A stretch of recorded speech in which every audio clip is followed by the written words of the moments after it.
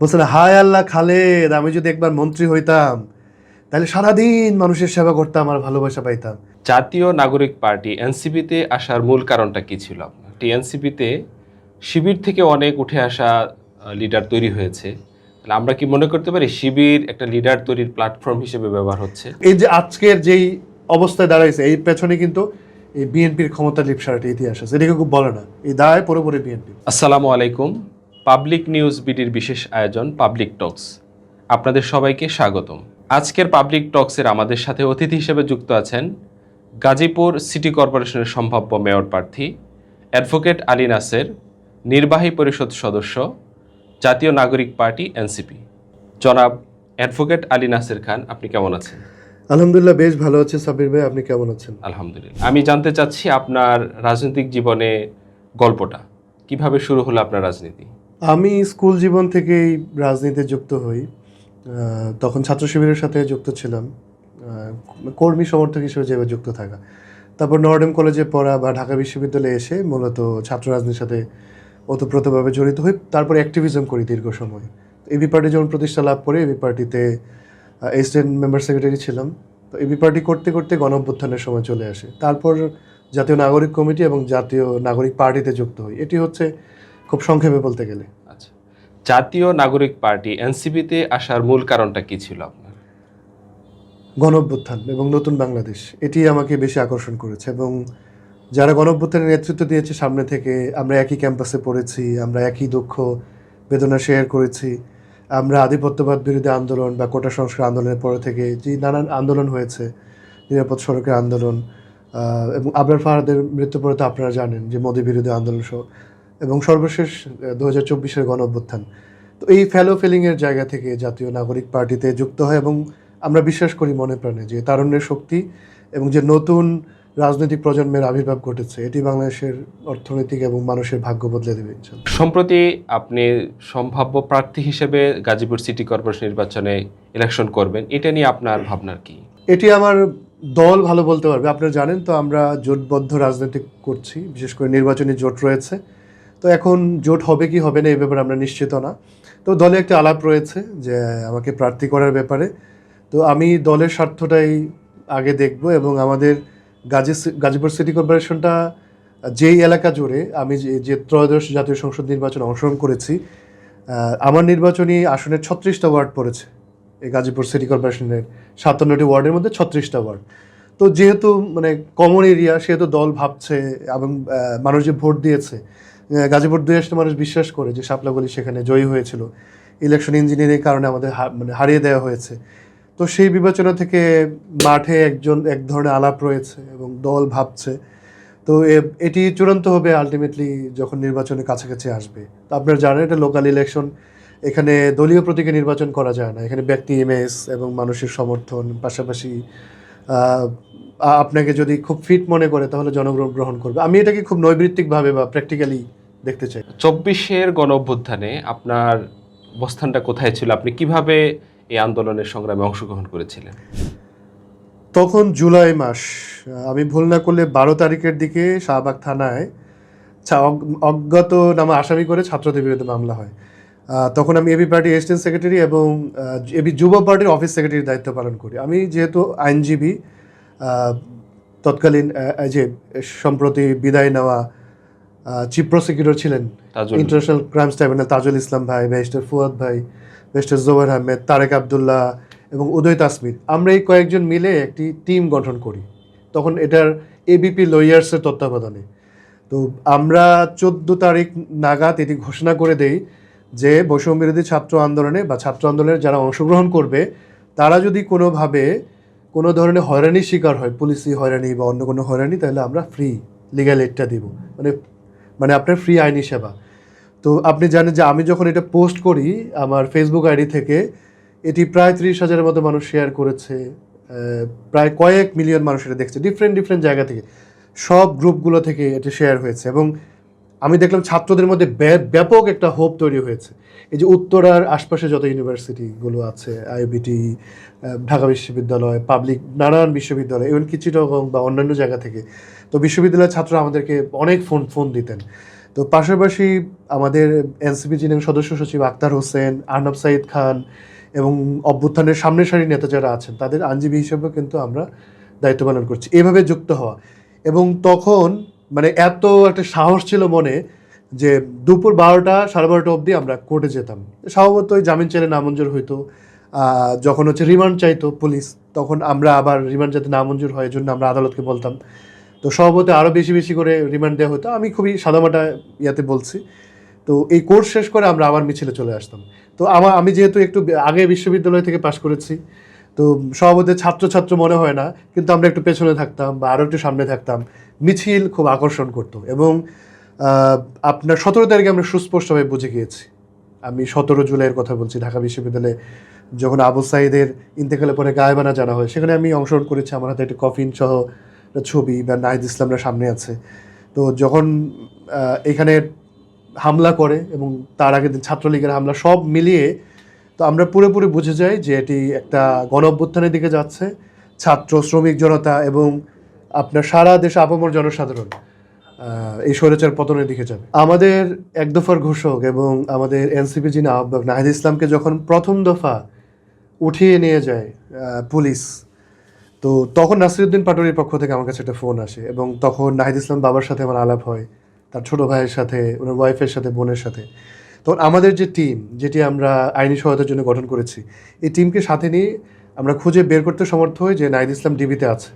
তো সেটি আবার নাসিরউদ্দিন পাটোয়ারির সাথে আলাপ করে নাসিরউদ্দিন পাটোয়ারি সেখানে যায় এবং আমরা তাৎক্ষণিক যাতে ডিবি অফিসের সাথে সংবাদ সম্মেলন করা যায়, এটি তৎকালীন আমাদের এবি পার্টি যিনি মিডিয়া কোঅর্ডিনেট করতেন টুটুল ভাইয়ের সহযোগিতা নিয়ে আমরা সেখানে কিন্তু একটা প্রেস কনফারেন্সের আয়োজন করি।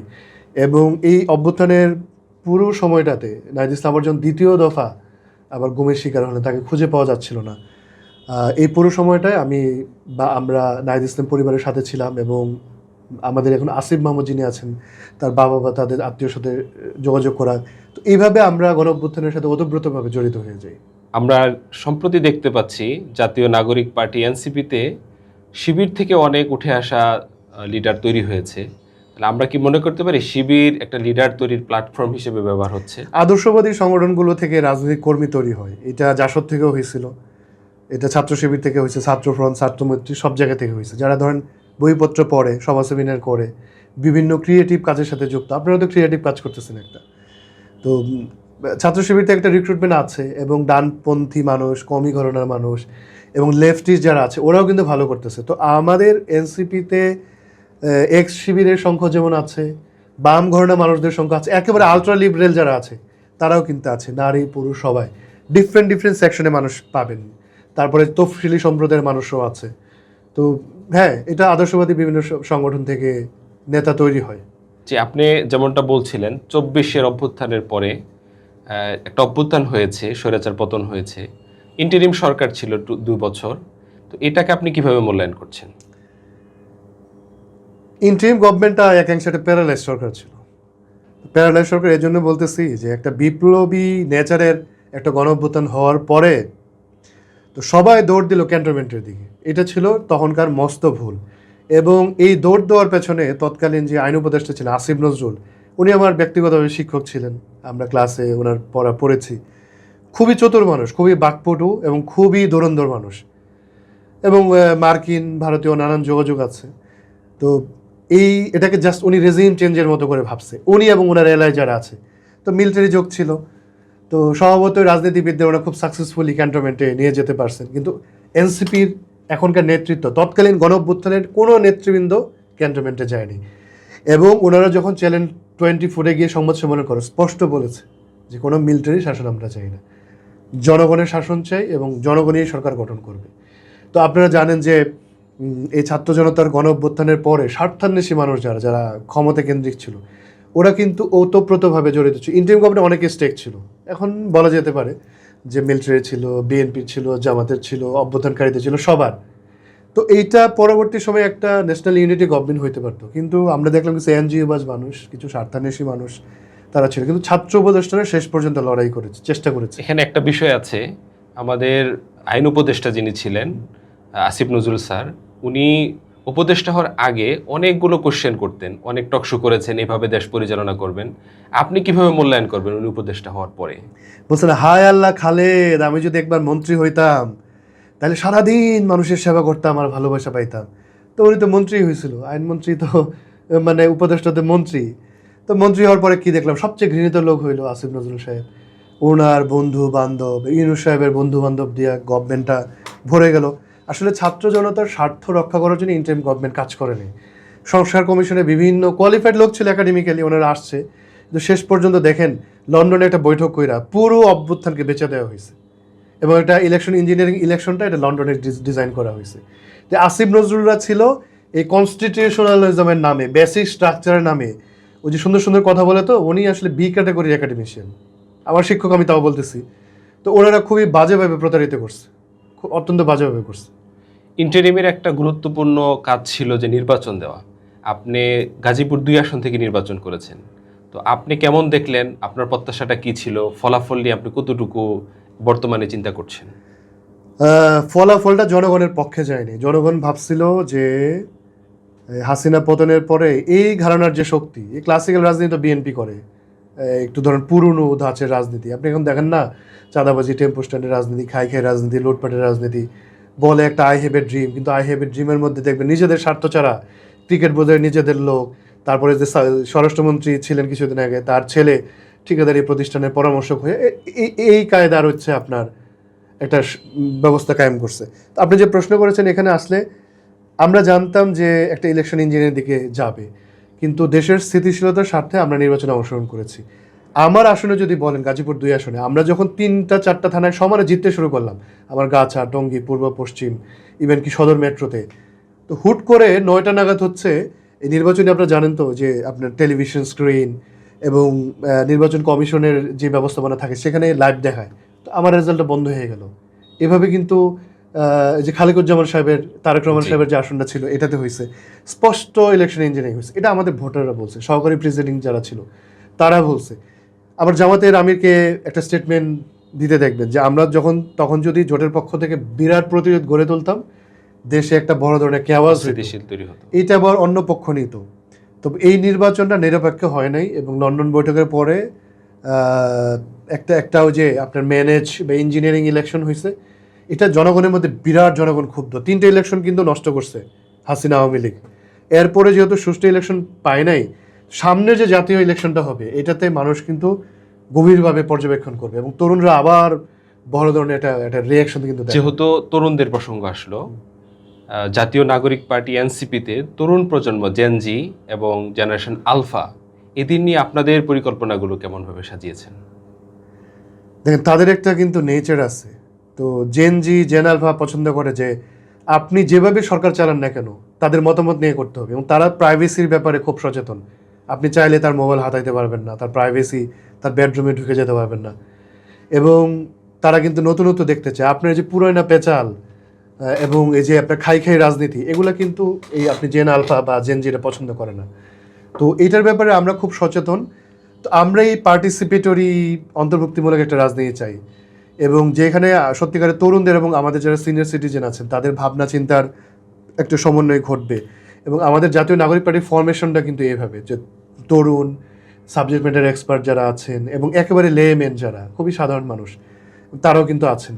তো আমরা সর্বোচ্চ চেষ্টা করছি এই যে ধরেন টেক ফ্রেন্ডলি একটা প্রজন্ম শুরু হয়ে গেছে এখন, এই যে একটা ক্লাউডের যুগ, এর যুগ, এই সময়ের তরুণরা যেটা পছন্দ করে, তারা কিন্তু এমপ্লয়মেন্টের ব্যাপারে খুব সচেতন। যে আপনি অনেক মুখরোচক কথা বলতেছেন, আমাদের গাজীপুরে ধরেন বিশাল ইন্ডাস্ট্রিয়াল জোন, যে 4-4.5 হচ্ছে আপনার কারখানা আছে, কিন্তু আমার গাজীপুরের ছেলেমেয়েরা চাকরি পাচ্ছে কিনা, সে সরকারি দপ্তরে গেলে বা স্বায়ত্তশাসিত প্রতিষ্ঠানে গেলে ছোট বা বড় চাকরিগুলো খুব ফেয়ার ওয়েতে পাচ্ছে কিনা, এগুলো কনসার্ন আছে। এবং আমাদের দেশের স্বাধীনতার সার্বভৌমত্বের ব্যাপারে একটা দেশে তো মানে ডিগনিটি থাকে, ব্যক্তিরও থাকে, সমাজেরও থাকে, দেশেরও থাকে। তো জেনজি এই ব্যাপারে জেন আলফা খুবই সচেতন। তো আমরা তাদের এই মূল্যবোধকে খুব রেসপেক্ট করে আমরা রাজনীতি করার চেষ্টা করি। তরুণদের প্রসঙ্গ আসলেই আমাদের 24-এর আন্দোলনে আধিপত্যবাদ বিরোধী একটা শব্দ আসে। ইন্ডিয়ার সাথে বাংলাদেশের যে সম্পর্কটা, বর্তমান প্রধানমন্ত্রী ইন্ডিয়া সফর করার বিষয়টা সম্প্রতি উঠে আসছে, এটাকে আপনি কিভাবে দেখছেন? দেখেন, প্রথম যেটা বলেছেন যে আধিপত্যবাদ বিরোধী এই লড়াইয়ে তরুণরা অংশগ্রহণ করেছে, তরুণরাই করেছে। কোনো মানে বুড়া রাজনৈতিক দল বা বিএনপি বা অন্য রাজনৈতিক দলের কথা বলেন, ওনারা কিন্তু ওইভাবে করে নাই। রক্ত কিন্তু তরুণরাই দিয়েছে। জি, আপনারা জানেন 18 পর থেকে কিন্তু এটি ঘটেছে। তো এইটার একটা মূল্য এই সরকারকে দেশকে দিতে হবে। তো যেই মদবিরোধী আন্দোলন এদেশের জনতা করেছে এবং যেই মোদী সরকার গুজরাটের কষাই হিসেবে পরিচিত, এবং বাংলাদেশে যে বর্ডার কিলিং হয়েছে মোদির আমলে হয়েছে, এখনও কিলিং বন্ধ হয় নাই। আমরা নদীর পানির হিস্সা পাই নাই। গঙ্গা চুক্তি 1996 সালে চুক্তি প্রায় শেষ হয়ে যাচ্ছে, এবং ট্রানজিটে আপনি জানেন যে করিডোর নেওয়ার কথা ছিল আপনার হাসিনা আমলে, এগুলোর বিরুদ্ধে এই তরুণরা কথাবার্তা বলেছে। তো এবং শহীদ ওসমান হাদির হত্যাকারীরা তারা তাদের দেশে আশ্রয় দিয়েছে প্রকাশ্যে। তার চেয়ে বড় কথা, 2024-এ গণঅভ্যুত্থানের সময় যে মানবতা বিরোধী অপরাধ করেছে, যে গণহত্যা করেছে, সেই নরপিশাচ রক্তচক্ষু ডাইনি শেখ হাসিনা দিল্লিতে অবস্থান করছে, তার দোসররা দিল্লিতে অবস্থান করছে। বাংলাদেশের বিরুদ্ধে, তরুণদের বিরুদ্ধে যারা অস্ত্র উঁচিয়েছে, তারা দিল্লিতে হাতে রক্ত লাগিয়ে বসে থাকবার পরে, তার হাসিনাকে কথা বলতে দেওয়ার পরে তারেক রহমান কোন মুখে দিল্লিতে যাবেন? তারেক রহমানের বাবাকে তো এই দিল্লি স্পন্সর লোকরা হত্যা করেছে। তো তারেক রহমানকে আমি জানি না যে মানুষকে সুখে থাকলে ভূতে গেলে কিনা, ওনার বোঝা উচিত যে ওনাকে একটা ম্যান্ডেট দেওয়া হয়েছে এই নতুন বাংলাদেশের, যেখানে বাংলাদেশের জনগণের স্বার্থ, বাংলাদেশের জনগণের ইমোশন, বাংলাদেশের জনগণের মর্যাদা জায়গাটা সুরক্ষিত রাখা। তো উনি যদি এখন একটা একটা দেশ ভিজিট করতে যান আর সো কল একেবারে হ্যান্ডশেক করে লাল গালিচে সংবর্ধনা পেয়ে চলে আসেন, ওনার মা আপোষহীন নেত্রী ছিলেন, ওনার বাবাও কম্প্রোমাইজ করে নাই, উনি যদি এখন আপোষকামী নেতা জনাব প্রধানমন্ত্রী তারেক রহমান হয়ে যেতে চান, তাহলে হইবেন।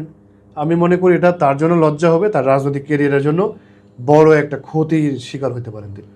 সম্প্রতি আমরা দেখেছি স্বৈরাচার হাসিনার প্রেস কনফারেন্স এবং ভিডিও কোনো বক্তব্য প্রকাশ করবে না, এটা প্রকাশ করেছে আনন্দবাজার এবং ইন্ডিয়ান বেশ কিছু পত্রিকা। এরই মাঝে বাংলাদেশের প্রধানমন্ত্রী জনাব তারেক রহমান ভারত সফর করা ঠিক হবে কি হবে না, আপনি কিভাবে মূল্যায়ন করছেন? দেখেন, ভারতের সাথে বাংলাদেশের বন্দি প্রত্যর্পণের একটা চুক্তি আছে, থাইল্যান্ডের সাথেও আছে, অন্য দেশের সাথে আছে। তো আপনি স্বভাবতই আমাদের দেশে কনভিক্টেড যিনি, তিনি ফাঁসির আসামি, তো তাকে ফেরত দিবেন, বাংলাদেশ তাকে রিসিভ করবে, প্রপারলি কোর্টে যাবে, এক্সিকিউশন হবে, ফাঁসি দিয়ে দিবে। তো এবং শহীদ ওসমান হাদির হত্যাকারীদের ফেরত দিয়ে দিবে, আমাদের সীমান্ত নিরাপত্তা নিশ্চিত হবে, এবং আমাদের দেশে যে নানান অ্যাট্রোসিটি হয় এবং ভারত থেকে যে স্পন্সর করে যে ছুটকা ঝটকা মিছিল করানো আওয়ামী লীগকে দিয়ে, এগুলো বন্ধ করে দিবে, আওয়ামী লীগের দাগি অপরাধী আসামিদের ফেরত দিবে। তাহলে তারেক রহমান একবার কেন শতবার ভারত ভিজিট করলে তো কোনো অসুবিধা নেই। কিন্তু ডিপ্লোম্যাটিক্যালি এই শব্দটা আমার উচ্চারণ করা উচিত না। তো ইন্ডিয়া বৃহৎ প্রতিবেশী হিসেবে একটা শয়তানির খেলা খেলে। শয়তানির খেলা কেমনে আমি বুঝাই, যে তারা যে স্বৈরশাসক বাংলাদেশে উৎপাদন করছিল হাসিনাকে, এই ডাইনি বুড়িকে তারা তো আশ্রয় দিতে চায় নাই। তারা কিন্তু বিভিন্নভাবে বিভিন্ন দেশে, যুক্তরাজ্য, আমেরিকাতে পাঠানোর চেষ্টা করছে, সম্প্রতি করে যে সে অসুস্থ, তার ছেলের কাছে আমেরিকায় পাঠাবে, এই ধরনের একটা বিকল্প প্ল্যান কিন্তু আপনার ইন্ডিয়া রাখছে। এখন যেই হাসিনার জায়গা উত্তর কোরিয়াতে হয় না, বেলারুশও হয় না, তো ভারতে থাকলে ভারতের উপর বাংলাদেশের মানুষ আক্রোশ বাড়বে না। তো সে তার এই যে ঝামেলা বাংলাদেশে পাঠিয়ে দিতে চায়, এটা হচ্ছে তার একটা খেলা। আবার এই হাসিনারে পাঠানোর মধ্যে আরেকটা শয়তানি করতে চাই, মানে ডুয়াল একটা রোল, যে তাকে দেশে পাঠায়া তার কেন্দ্রিক একটা মানে একটা ক্ষমতা কাঠামো ঘিরে তোলা, যে হাসিনার আগের আমলে খুব ভালো ছিল। বুদ্ধিজীবীরা যেমন দেখেন না, বলে টেলিভিশন টকশো যে কি জানি আনিস আলমগীর নানান ধরনের আওয়ামী মত উৎপাদন করার চেষ্টা করে। তো এটা যদি করা যায়, আবার ভারত একটা খেলা খেলে যে হাসিনাকে পাঠাবো বললে যদি বাংলাদেশের মানুষ অনেক ভয় পায়। শয়তানিটা দেখেন, এইটা রয়টার্সের মতো ইন্টারন্যাশনাল নিউজ এজেন্সি, অন্য বড় এজেন্সিগুলো যখন তার নিউজ কভার করে, আপনি ভাই তার ছবি দেখান না, তার অডিওর দাম আছে না, এবং আপনার সুপারভিশনে হইতেছে, তো আপনি কেমনে আপনার দায়টা অস্বীকার করবেন? তো এই যেগুলো খেলা, এই খেলাগুলো খুব ভয়ঙ্কর। ইন্ডিয়ান গোয়েন্দা সংস্থা এই ধরনের অ্যামেচার খেলা খেলে। এই খেলা কিন্তু তারা বন্ধহীন হয়েছে। নেপাল থেকে খুব উষ্টা মেরে বিদায় করে দেওয়া হয়েছে ইন্ডিয়াকে, আবার উষ্টা মেরে। শ্রীলঙ্কা থেকে লাথি মেরে বিদায় করে দেওয়া হয়েছে। এই শব্দগুলো বলা উচিত না, আমি যেহেতু রাজনীতি করি। তো এটা আপনি ওইভাবে নেন এবং দেখেন যে পার্শ্ববর্তী পাকিস্তান, আফগানিস্তান, কারোর সাথে ইন্ডিয়ার খুব সম্পর্ক খুবই খারাপ, নাজুক। বাংলাদেশের সাথে একটা সম্পর্ক হইতে পারতো, যেহেতু পশ্চিমবাংলা বাংলা ভাষাভাষী মানুষ আছে, একটা দরদ আছে, কালচারাল একটা এক্সচেঞ্জ হয়।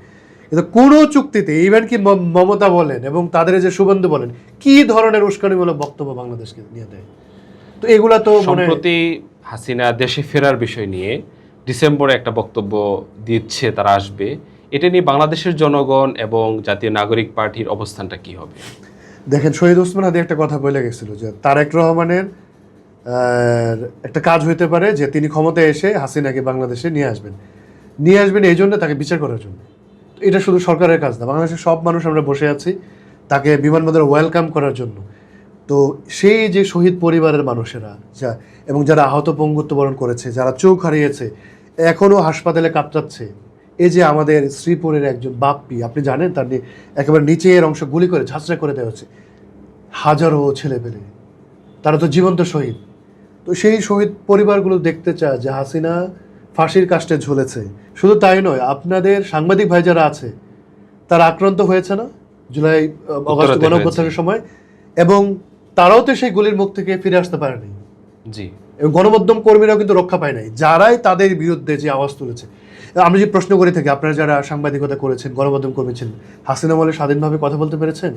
আপনাদের ওই কলিগরাই যারা এই স্তুতি গাইতে পারতো, এবং যে কি আমিন যেন ছিল বৈশাখী টেলিভিশনের, এই যে একটা প্রশ্ন করেছে হাসিনাকে, পরে যে রাজাকার বলেছে, এই টাইপের যারা সাংবাদিক, হ্যাঁ, আপনার একদম মুখ দিয়ে ফেনা বের করে ফেলেছে, তারাই তো সুবিধা পেয়েছে। আমি বলছি যে গণমাধ্যমকে হত্যা করা, এই দেশের মানুষের মত প্রকাশের স্বাধীনতাকে হত্যা করা, এই দেশের মানুষকে হত্যা করা, ছাত্র জনতাকে যারা হত্যা করেছে, সেই পিশাচ খুনি বাংলাদেশে আসবে এবং তার ফাঁসি গাছটা ঝোলাবে এবং তার সহযোগীরা জেল জুলুমের শিকার হবে এবং তাদের উপযুক্ত শাস্তি হবে। এটাই তো হওয়া উচিত। তো আমরা এই হাসিনার প্রত্যাবর্তনে বাংলাদেশের মানুষ কেউ টেন্স না ভাই, আমরা খুব রিল্যাক্সে আছি এবং আমরা চাচ্ছি কবে কত দ্রুততম সময়ে ডিউ প্রসিডারে ইন্ডিয়া এই খুনিদের দেশে পাঠাবে।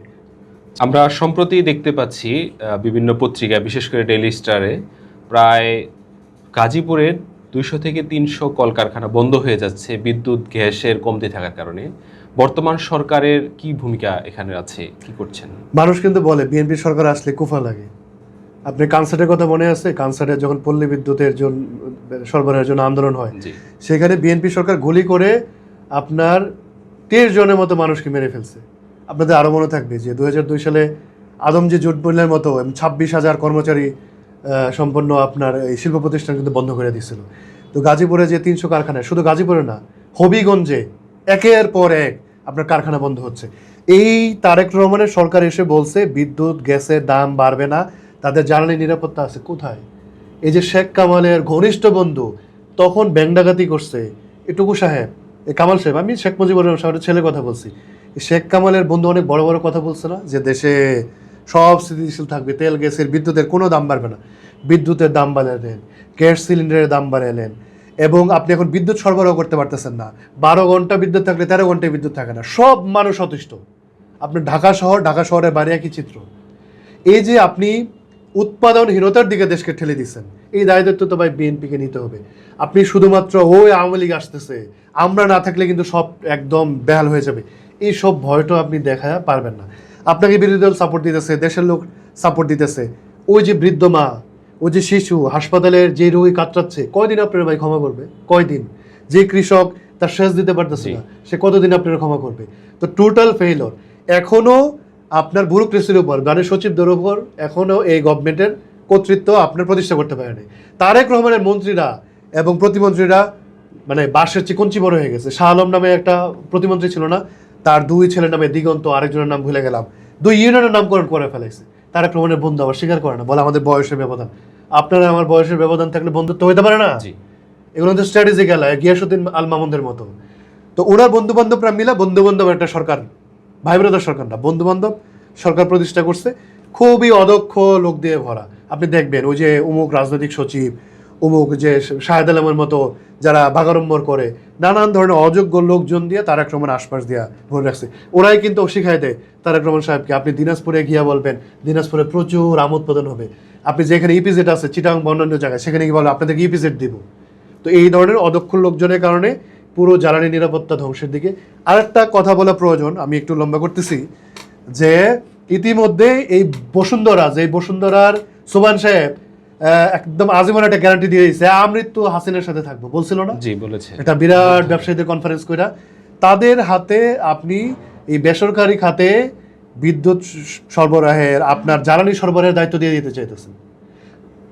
বিপিসি বাংলাদেশ পেট্রোলিয়াম কর্পোরেশন হচ্ছে সবচেয়ে লাভজনক প্রতিষ্ঠান, বিপিসি সাকসেসফুলি কাজ করতেছে।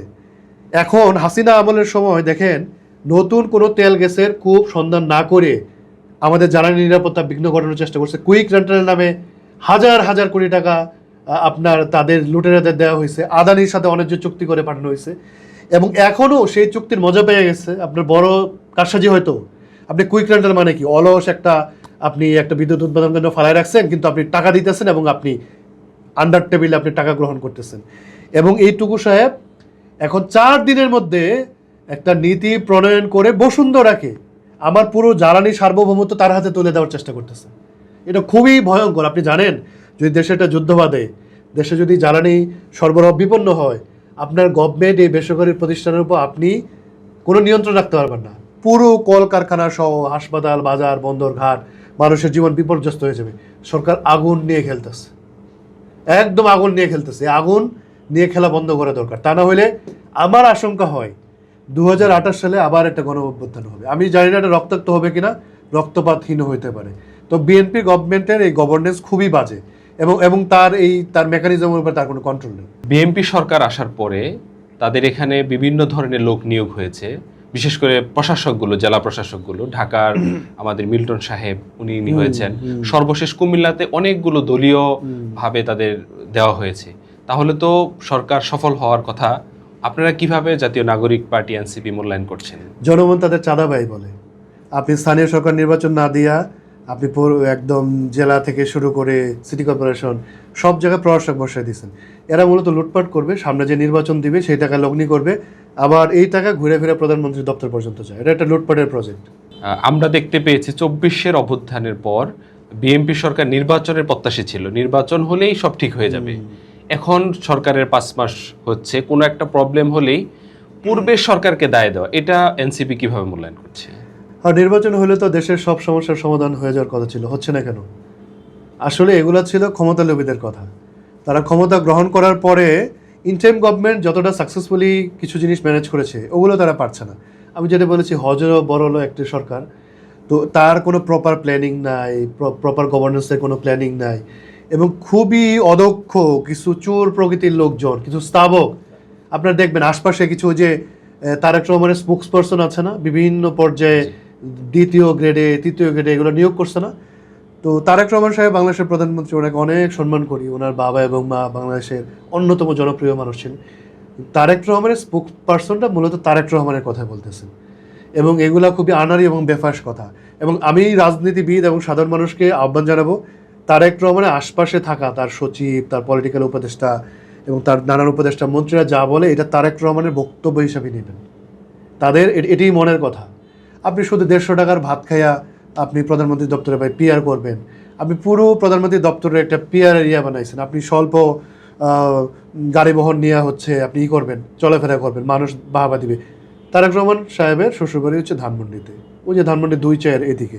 তো হঠাৎ করে আমরা একদিকে যাচ্ছিলাম, দেখলাম বিশাল পুলিশের বহর, কয়েক শত পুলিশ, এসএসএফ এর লোকজন আছে, দলীয় নেতাকর্মী আছে। আপনি বিশ্বাস করেন পুরো ধানমন্ডি জ্যাম হয়ে গেছে।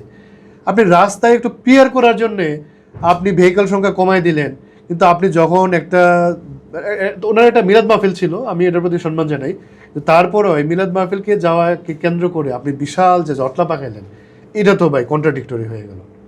তো আমি মনে করি যে তারেক রহমান এবং তারেক রহমান মন্ত্রী এমপি যারা আছেন, ওনারা মুখে একটা কথা বলছেন, অন্তরে আরেকটা। এটা ভালো করে বুঝবেন যে এই গণভোটের রায়কে অস্বীকার করা, সংস্কার না করা এবং তাদের ক্ষমতা যাতে দীর্ঘায়িত করা যায়, এই খাসলত কিন্তু অনেক পুরনো। 2006-7 সালের যে এমার্জেন্সি আসছিল, এটা কিন্তু বিএনপির কারণে আসছিল। কেমন জানেন? প্রধান বিচারপতির বয়স তাদের সময়কার যিনি প্রধান বিচারপতি ছিলেন তাকে যাদের তত্ত্বাবধায়ক সরকারের আপনার প্রধান করা যায়, KM হাসান সম্ভবত, আমি ভুল না করে থাকলে, তখন তারা 2 বছর বাড়ায় দেয়, 67 বছর করে। এটা নিয়ে মূলত ক্রাইসিস। তারপর 28 অক্টোবরে লগি বৈঠার এই ঘটনা ঘটে, তারপর একটা রক্তাক্ত অবস্থার দিকে যায় এবং একটা ইমার্জেন্সি গভর্নমেন্ট আসে। তখন সমস্ত রাজনৈতিক দলগুলো কিন্তু বিপন্ন হয়, বাংলাদেশ কিন্তু গণতন্ত্রের পথ থেকে বিচ্যুত হয়ে যায়। এবং এই যে আজকের যেই অবস্থায় দাঁড়াইছে, এই পেছনে কিন্তু এই বিএনপির ক্ষমতা লিপসার একটা ইতিহাস আছে, এটাকে খুব বলে না, এই দায় পুরোপুরি বিএনপি। সম্মানিত দর্শক, পাবলিক টক্সের আমরা প্রায় শেষ দিকে চলে এসেছি। আমরা আমাদের অতিথির কাছে সর্বশেষ যে দুটি কোশ্চেন করতে চাই, জানতে চাচ্ছি জুলাই সনদ বাস্তবায়নে সরকার যে ভূমিকাটায় ছিলেন ইলেকশনের পূর্বে, বর্তমানে স্বরাষ্ট্রমন্ত্রীর পরিবর্তন হয়েছে, বিএনপি কি জুলাই সনদ বাস্তবায়নে কতটুকু অগ্রণী ভূমিকা পালন করবে? স্বরাষ্ট্রমন্ত্রীর পরিবর্তন হয়েছে, কিন্তু ডিফ্যাক্টো প্রাইম মিনিস্টারের পদ কি পরিবর্তন হয়েছে? উনি আরও অনেক বড় মন্ত্রণালয়ে আসছে, হাজার হাজার কোটি টাকার ইস্যু, ছেলে এবং বাপ মিলা ব্যবসা করতেছে। সুনির্দিষ্টভাবে বললে জুলাই এই সনদ বাস্তবায়নের ক্ষেত্রে, সংস্কারের ক্ষেত্রে বিএনপি অত বেশি আগ্রহী না। ওই যে কেয়ারটেকার গভর্নমেন্টের আইনটা মানে সংশোধনটা আদায় করতে পারছিল জনগণ রাজপথে লড়াই করে। যদি আমরা রাজপথে লড়াই করতে পারি, বিরোধী শক্তি যারা আছে জনগণকে তখন বাধ্য হয়ে বিএনপি করবে। বিএনপির পিঠে না পড়লে ভাই বিএনপি এই সংস্কার করবে না। ওরা 5 বছর দিব দিচ্ছি করে কাটাই দিবে, এদের খাসলত খুব খারাপ। জনগণ রাজপথে ছিল, রাজপথে থাকতে হবে। হ্যাঁ, রাজপথে মীমাংসা হইতে হবে, এটা রাজনৈতিক প্রশ্ন, রাজনৈতিকভাবে মীমাংসা হইতে হবে। কারণ জেন্টলম্যান যে এগ্রিমেন্ট ছিল বা জনগণের সাথে বিএনপির যে ওয়াদা ছিল ভাই, পুরোপুরি ওয়াদাটা বরখেলাপ করছে। এখানকার যতগুলো এমপি আছে বিএনপির 200-র অধিক, সবাই কম বেশি এই সালাউদ্দিন আমাদের চরিত্রের, এবং সবাই কম বেশি ওই যে আপনার এসএলএমের চরিত্রের। এরা সবাই এসএলএম সহ বিভিন্ন কোম্পানির ঠিকাদার। বা এদের দিয়ে দেশপ্রেম আপনি আশা করতে পারেন না, এদের দেশপ্রেম নাই। সর্বশেষ জানতে চাচ্ছি, আপনি সম্ভাব্য প্রার্থী গাজীপুর সিটি কর্পোরেশন ইলেকশন, আপনি গাজীপুরে নিয়ে কি পরিকল্পনা করছেন? আপনার ফার্স্ট প্রায়োরিটি কি কাজগুলো থাকবে? দেখেন, আমি এখানে ইলেকশন করেছি জাতীয় সংসদ, আর যদি সিটি কর্পোরেশনে আমাকে দল মনোনয়ন দেয়, এটা সম্পূর্ণ দলের ব্যাপার। তো গাজীপুরকে নিয়ে আমরা একটা নিরাপদ এবং বসবাসযোগ্য শিল্প শ্রমিক বান্ধব গাজীপুর করতে চাই। আপনি দেখেন, গাজীপুর পরিকল্পিতভাবে গড়ে ওঠে নাই, সবচেয়ে অপরিকল্পিত নগর হচ্ছে গাজীপুর। টঙ্গী ইন্ডাস্ট্রিয়াল জোন থেকে শুরু করে একেবারে শেষ অবধি পর্যন্ত, একেবারে আপনাদের সদর মেট্রো পর্যন্ত খুবই অবহেলিত। এই যে বিআরটি নামক যে একেবারে মৃত্যুকূপ আছে, এটার এখনও শুরু হয় নাই। গাজীপুরের টঙ্গী ইন্ডাস্ট্রিয়াল জোন বাদে পুরোটা হচ্ছে পল্লী বিদ্যুতের তত্ত্বাবধানে, মানুষ কিন্তু ঠিকমতো বিদ্যুৎ পায় না। এবং আপনি জানেন, চুরি ছিনতাই বড় একটা সমস্যা, কিশোর গ্যাংয়ের সমস্যা, ঝুট বাণিজ্যকে কেন্দ্র করে পুরো রক্তারক্তি গাজীপুরে। এবং গাজীপুরে সাংবাদিক খুন থেকে শুরু করে সাধারণ মানুষের খুন খারাপি লেগেই থাকে। এই যে নিরাপত্তা, মোটা দাগে বলতে গেলে মানুষের জননিরাপত্তা এবং বিদ্যুৎ গ্যাস সহ যে অ্যামিনিটিসগুলো আছে, এগুলো প্রপারলি সরবরাহ করা। এবং এরশাদনগর এলাকায় আপনি জানেন যে তারা একটা অ্যালটমেন্ট পেয়েছে, কিন্তু সরকারিভাবে তাদের জমির মালিকানা নাই, সেটি সম্পন্ন করা। মাজার বস্তি কেন্দ্রিক অনেক ড্রাগ লর্ড তৈরি হয়েছে, তাদের খপ্পর থেকে এই তরুণদের মাদক মুক্ত করা। এবং আপনার গাজীপুরকে একটা মাস্টার প্ল্যানের আওতায় এনে, একটা সোকল মাস্টার প্ল্যান হয়েছে, এটি নগর ভবনের আরবান প্ল্যানারদের কাছে গেলে দেয় না। আমরা এখনও জানি না যে কিভাবে এই শহরে এক্সপানশন হচ্ছে। তো আমাদের প্রস্তাব থাকবে গাজীপুরকে ঘিরে 2টি উপশহর তৈরি করা, যেটা লিভেবল হবে, গ্রিন হবে এবং মানুষ সেখানে নিরাপদে বসবাস করতে পারবে। পাশাপাশি আমাদের টঙ্গী থেকে শুরু করে একেবারে শালনা রাজেন্দ্রপুর অবধি যে বড় এরিয়াটি, এবং ওদিকে আপনি কাশিমপুর, কোনাবাড়ি, এই যে সিটি কর্পোরেশনের বড় 57টি ওয়ার্ড, এই প্রত্যেকটা ওয়ার্ডে যাতে ক্রীড়া কমপ্লেক্স, বিনোদনের ব্যবস্থা এবং ধরেন নগর স্বাস্থ্যসেবা মানুষের কাছে পৌঁছানো যায়, এই যে মাতৃসেবা এগুলো পৌঁছানো যায়, সেগুলো থেকে দেখভাল রাখা। আমি যদি খুব ছোট করে বলতে চাই যে একটি সিটি কর্পোরেশনের যে দায়িত্বগুলো থাকে, যে মানুষের দৈনন্দিন জীবনের যেই সেবাগুলো তারা প্রত্যাশা করে, সেটি একটি জবাবদিহিতার ভিত্তিতে এই জনগণের করের পয়সা যে বাজেট হয়, একদম স্বচ্ছতার সাথে তাদেরকে বুঝিয়ে দেওয়া। এবং সিটি কর্পোরেশন আসলে পরে যাতে মানুষ সিটিজেন চার্টার দেখে তার অধিকার বুঝতে পারে, সিটি কর্পোরেশন আয় ব্যয়টা স্বচ্ছভাবে দেখতে পারে। এবং আরেকটা জিনিস আমরা নিশ্চিত করব, যাতে করে সিটি কর্পোরেশনের একদম উপর থেকে শুরু করে নিম্ন পর্যায়ের কর্মকর্তা স্বচ্ছ থাকে, এবং জনগণ যাতে দেখতে পায় যে একটি নগরের মধ্যে থাকে এবং পরিষ্কার পরিচ্ছন্ন নগর। এটি আমাদের অনেক বড় অঙ্গীকার। আপনারা জানেন যে গাজীপুর প্রায় ডাস্টবিনের নগর হয়ে রয়েছে, 3 থেকে 4 হাজার টন বর্জ্য উন্মুক্ত পড়ে থাকে। বর্তমানে এসটিএস তৈরির, সেকেন্ডারি ট্রান্সফার স্টেশন তৈরির একটা উদ্যোগ নেওয়া হয়েছে, কিন্তু এগুলো করা হচ্ছে বনের ভিতরে এবং রাস্তার উপরে। প্রপারলি লং টার্ম কোনো ধরনের আপনার ভীষণ মিশন নাই। পুরনো যারা মেয়র ছিলেন, দায়িত্ব পালন করেছেন, বুলশিট। আওয়ামী আমলের একজন মেয়র ছিলেন জাহাঙ্গীর সাহেব, উদ্যম ছিল কিন্তু কোনো ধরনের পরিকল্পনা তার মধ্যে ছিল না। এবং এর আগে মান্নান সাহেব প্রথম মেয়র ছিলেন, তিনি দায়িত্ব পালন করতে পারেনি। মূলত আমলাতন্ত্রের জেরে পড়ে এই গাজীপুর সিটি কর্পোরেশন চলেছে। গাজীপুর সিটি কর্পোরেশনের বড় কর্তা কেউ গাজীপুরে বসবাস করে না। তো আমাদের সবচেয়ে বড় একটি বলার জায়গা থাকবে যে গাজীপুর সিটি কর্পোরেশনের বড় কর্তাদের অবশ্যই গাজীপুরে বসবাস করতে হবে, তাহলে তারা গাজীপুরের মানুষের দুঃখ দুর্দশা বুঝবে। তাহলে আমি যে আলাপগুলো করলাম যে সিটি কর্পোরেশনের একটা গুড গভর্নেন্স, এটা স্বচ্ছতা, পানি, বিদ্যুৎ, গ্যাস ইত্যাদি সরবরাহ এবং ড্রেনেজ সুয়ারেজের ব্যবস্থা করা, জনগণকে নিরাপত্তা দেওয়া এবং এই কিশোর গ্যাংয়ের দৌরাত্ম্য বন্ধ করা, মাদক মুক্ত করা এবং শহরকে বিল্ডিং কোড মেনে প্রপারলি সাজানো, যাতে করে একটা মসজিদ, মন্দির, কমিউনিটি পার্ক, ওয়ার্কওয়ে, স্পোর্টস কমপ্লেক্স, চিত্ত বিনোদনের জায়গা এবং ইনভেস্টমেন্টের জায়গা, যাতে করে তরুণরা এই শহরকে কর্মবান্ধব হিসাবে, এবং আমি যেটা বলছি যে এই শহরটা যাতে কর্মসংস্থান তৈরির উপযোগী হয়, তরুণদের কিন্তু সবচেয়ে বড় প্রত্যাশা। তো আমরা সে ব্যাপারে ফোকাস রাখবো, যাতে করে এই গাজীপুর শহরে এসে দেশের তরুণরা হোপ খুঁজে পায়, তারা মনে করে এখানে আসলে কর্মসংস্থান হবে। তো এই ধরনের একটা আধুনিক শিল্পবান্ধব, শ্রমিক বান্ধব আমরা একটি নগরী তৈরি করতে। গাজীপুরে আমরা সম্প্রতি লক্ষ্য করেছি যে বন নিধন এবং ভূমি দখলের যে বিষয়টা আসছে, এটা আপনি কিভাবে দেখছেন? এটা অনেক বড় বড় কোম্পানিরা করে। আপনি দেখবেন যে সানফ্লাওয়ার, গিভেন্সি এমন নানান ধরনের কোম্পানিগুলো আছে। রাজেন্দ্রপুরের যে এরিয়াটা সংরক্ষিত যে বন, এটার ভিতরে কিন্তু নানান ধরনের স্থাপনা হচ্ছে, বিভিন্ন রিসোর্ট, ইভেন কি সিটি কর্পোরেশন একটা এসটিএসও করেছে, সেখানে আপনার বর্জ্য ফেলে দিয়েছে। তো ছোটো করে বলতে গেলে যে আপনার বন আইন আছে, আপনার বাংলাদেশের পরিবেশ আইন আছে, এবং যে বন্যপ্রাণীদের নিরাপত্তার আইন আছে, বর্জ্য ব্যবস্থাপনা আইন আছে, এগুলো কিন্তু তোয়াক্কা করতেছে না। আমাদের সুস্পষ্ট দাবি দেওয়া থাকবে, সুস্পষ্ট কর্মসূচি থাকবে, যারা বন এবং ভূমি দখল করবে তাদের থেকে জনগণের সম্পত্তি ফেরত নিয়ে আসা, সরকারি সম্পত্তি উদ্ধার করা এবং পাকাপাকিভাবে এমন একটি মেকানিজম করা যাতে করে ভবিষ্যতে কেউ এই বন এবং ভূমি দখল করতে না পারে। প্রথম কথা হচ্ছে তাদের বিরুদ্ধে সুস্পষ্ট রাজনৈতিক বক্তব্য দিতে হবে, মানুষকে আহ্বান করতে হবে কথা বলার জন্য, তাদেরকে আদালতে উপস্থিত করাতে হবে, আইন সেখানে প্রয়োগ করতে হবে এবং এই ব্যাপারে রিগোরাস যাতে পানিশমেন্ট হয়, ইমপ্রিজনমেন্ট, পাশাপাশি হচ্ছে আপনার যে অর্থনৈতিক দণ্ড, সেই দুইটাই এখানে আরোপ করতে হবে। কোনো যোগসাজশ করলে বা এটা হবে না, স্ট্রেট কাট থাকতে হবে যে বন এবং ভূমি এগুলোর জনগণের মালিকানা, এগুলো দেশের, আপনারা জানেন যে আমাদের যে ইকোসিস্টেমের সাথে ওতপ্রোতভাবে জড়িত। আমাদের গাজীপুরের ফুসফুস বলা হয় আমাদের ভাওয়াল জাতীয় উদ্যান সহ আশপাশের এলাকাকে। তো আমরা এই আবহাওয়াকে জনগণের বসবাসের উপযোগী রাখা এবং ইকোসিস্টেমকে ঠিক রাখা এবং যাতে পরিবেশের বিপর্যয় না ঘটে, এই ব্যাপারে আমরা কোনো ধরনের কম্প্রোমাইজ করবো না।